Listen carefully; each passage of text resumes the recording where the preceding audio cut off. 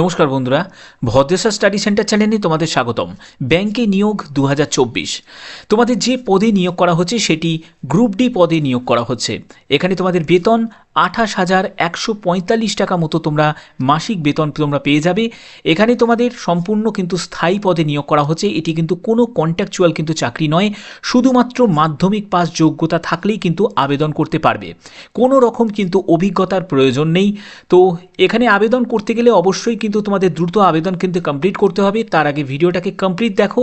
আমি ভিডিওর মাধ্যমে তোমাদের সম্পূর্ণ বিস্তারিত তথ্য এই ভিডিওর মাধ্যমে তোমাদের আমি দিয়েছি। তো মূল ভিডিওতে যাওয়ার আগে প্লিজ একটাই রিকোয়েস্ট, চ্যানেলটাকে অতি অবশ্যই সাবস্ক্রাইব করে বেল আইকন অল করে নাও এবং ভিডিওটাতে এখনই একটা লাইক করে দাও। তো চলো মূল ভিডিওতে চলে যাচ্ছি। তো বন্ধুরা, আমি পিডিএফটা ওপেন করে নিয়েছি। তোমরা যারা যারা ব্যাংকের অ্যাসপিরেন্ট আছো তাদের জন্য একটা বড় অপরচুনিটি, সেটি হচ্ছে সেন্ট্রাল ব্যাংক অফ ইন্ডিয়ার তরফ থেকে।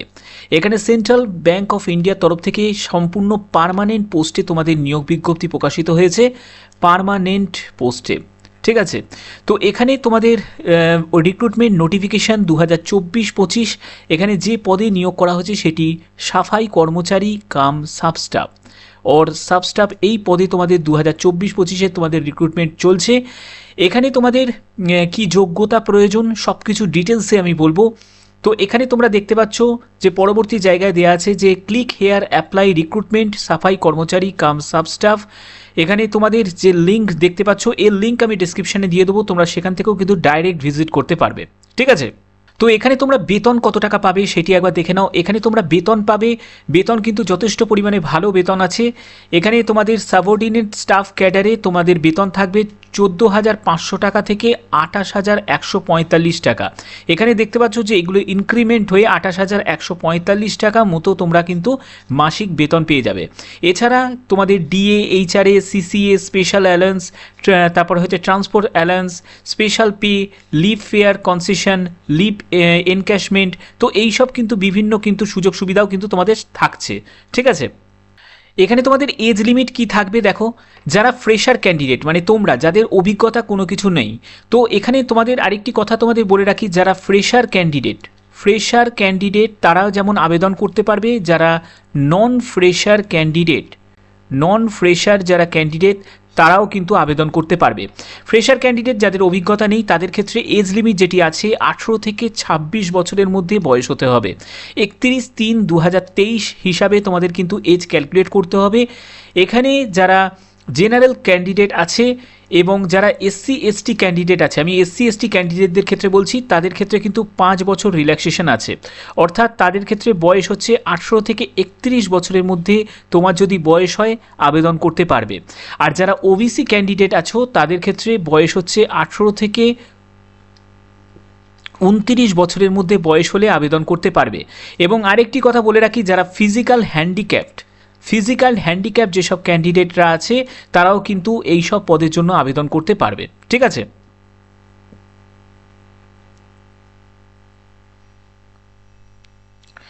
এখানে তোমাদের এডুকেশন কোয়ালিফিকেশানটা একবার দেখে নাও। এডুকেশন কোয়ালিফিকেশান হচ্ছে শুধুমাত্র মাধ্যমিক পাস।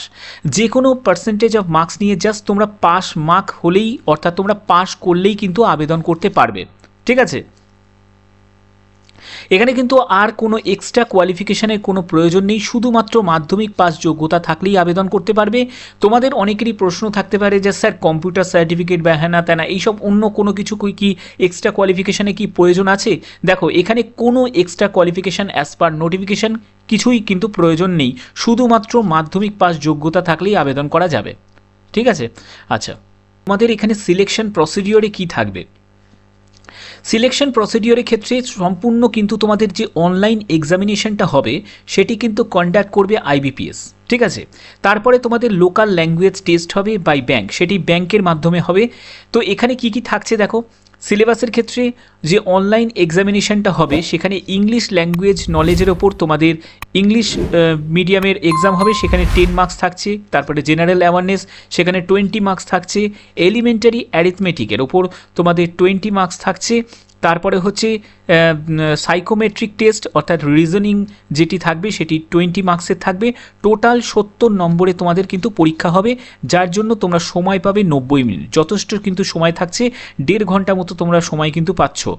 এখানে তোমাদের পরবর্তী যেটি হবে সেটি হচ্ছে ল্যাঙ্গুয়েজ টেস্ট, অর্থাৎ যারা যারা কলকাতা থেকে আছো, ঠিক আছে, কলকাতা সহ বিভিন্ন কিন্তু স্টেট ওয়াইজ কিন্তু এই ভ্যাকেন্সিটি আছে, অর্থাৎ সেখানকার কি যে রিজিওনাল যে জোনাল ল্যাঙ্গুয়েজ আছে সেই ল্যাঙ্গুয়েজের ওপর কিন্তু তোমাদের 30 মার্কসের কিন্তু টেস্ট হবে, যার জন্য তোমরা সময় পাবে 30 মিনিট মতো তোমরা সময় পাবে। এখানে তোমরা ওয়েবসাইটের লিঙ্ক দেখতে পাচ্ছ centralbankofindia.co.in, এই ওয়েবসাইটের লিঙ্কে তোমাদের ডাইরেক্ট ভিজিট করলে তোমরা কিন্তু আবেদন করতে পারবে। ঠিক আছে, এখানে আবেদন করতে গেলে তোমাদের কত টাকা আবেদন মূল্য দিতে হবে সেটি একবার দেখে নাও। এখানে সম্পূর্ণ কিন্তু অনলাইন মোডে তোমাদের আবেদন মূল্য জমা করতে হবে। এখানে পেমেন্ট ফিজ ইন্টিমেশন যে চার্জেস আছে সেটি হচ্ছে তোমাদের 175 টাকা দেবে যারা SC ST ফিজিক্যাল হ্যান্ডিক্যাপ এবং এক্স সার্ভিসম্যান ক্যান্ডিডেট তারা দেবে, আর 850 টাকা inclusive of GST all other candidate. All other candidate মানে হচ্ছে যারা UR আছো, যারা EWS আছো, আর যারা OBC আছো তারা 850 টাকা আবেদন মূল্য দেবে। তো এখানে কিন্তু বিভিন্ন কিন্তু রিজিয়ন ওয়াইজ তোমরা জোন ওয়াইজ দেখতে পাচ্ছ যে এখানে কিন্তু ভ্যাকেন্সি ভাগ করা আছে। যারা কলকাতা থেকে তারা ভুবনেশ্বর, উড়িষ্যার থেকে কিন্তু তাদের ভুবনেশ্বরে কিন্তু এক্সাম সেন্টার পড়বে। তো এইখানে দেখতে পাচ্ছ যে এখানে তাদের কিন্তু কোথায় এক্সাম সেন্টার পড়বে সেই ব্যাপারেও কিন্তু ডিটেলসে দেওয়া আছে। দেখো জোন কলকাতা, কলকাতা থেকে যারা আবেদন করবে তাদের কিন্তু তোমাদের স্টেটের উড়িষ্যাতে কিন্তু তোমাদের ভুবনেশ্বরে তোমাদের এক্সাম সেন্টার কিন্তু পড়বে। তো এখানে তোমাদের যে আরেকটি কথা তোমাদের ক্লিয়ার করে রাখি সেটি হচ্ছে যে এই ভ্যাকেন্সিটা কিন্তু আগেও বেরিয়েছিল। তো এই ভ্যাকেন্সিটা হচ্ছে তোমাদের 20/12/2023 থেকে আবেদন শুরু হয়েছে এবং আবেদনের লাস্ট ডেট দেখতে পাচ্ছ যে 9 জানুয়ারি 2024। তোমাদের অনেকেরই প্রশ্ন হবে যে স্যার এটি তো অনেক পুরনো ভ্যাকেন্সি, বাট এর ডেটটা কিন্তু এক্সটেন্ড করা হয়েছে, এর ডেট পরিবর্তন করা হয়েছে 16/1/2024। এর আমি অফিসিয়াল নোটিশটা তোমাদের দেখিয়ে দিচ্ছি। তো এখানে তোমরা দেখতে পাচ্ছ যে রিক্রুটমেন্ট সাফাই কর্মচারী সাব স্টাফে যে ভ্যাকেন্সিটা ছিল সেটা কিন্তু নোটিফিকেশানে দেওয়া হয়েছে, এটি কিন্তু তোমাদের ডেটটা কিন্তু এক্সটেন্ড করা হয়েছে, যে বলছে যে revise last date for submission online application সেটি 16 জানুয়ারি 2024। ঠিক আছে, তারপরে revise last date payment of fees অর্থাৎ আবেদন মূল্য জমা দেওয়ারও তোমাদের লাস্ট ডেট হচ্ছে 16 জানুয়ারি 2024। এটি কিন্তু সংশোধন করে আবার কিন্তু ডেটটাকে এক্সটেন্ড করা হয়েছে। তো এই নোটিশটা হচ্ছে ডেটটা দেখতে পাচ্ছ যে 9 জানুয়ারি 2024 এই নোটিশটা কিন্তু দেওয়া হয়েছে অফিসিয়াল সাইট থেকে।